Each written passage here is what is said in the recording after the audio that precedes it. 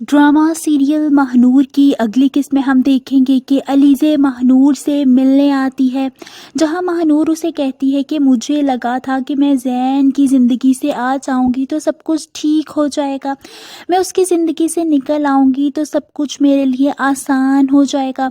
वो रोने लगती है क्योंकि कहीं ना कहीं वो भी ज़ैन से मोहब्बत करती है, मगर इस बात का इतराफ़ वो मुंह पर नहीं ला रही होती।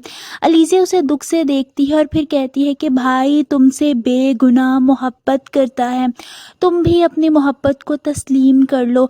जिस पर महानूर अलीज़े से कहती है कि अलीज़े तुम ऐसा कह भी कैसे सकती हो, मैंने वहाँ से आने के बाद ज़ैन से हर किस्म का राब्ता ख़त्म कर दिया था।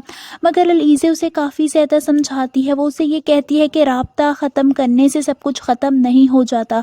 महानूर बहुत ज़्यादा परेशान होती है, वो मजबूर होती है, वो जानती है कि वो फिर से ज़ैन की ज़िंदगी में वापस नहीं जा सकती।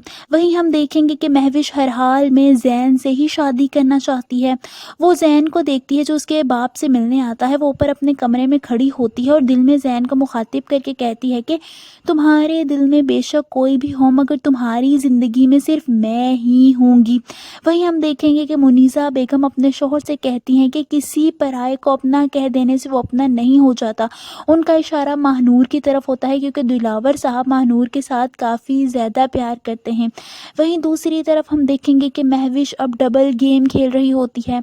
जो जोड़ा उसने शादी का खुद फाड़ा होता है, वो ये इल्ज़ाम अपनी माँ पर लगाते हुए मदीहा बेगम के पास जाती है और रोते हुए कहती है कि आंटी सच कहें तो उन्होंने मुझे कभी अपना समझा ही नहीं।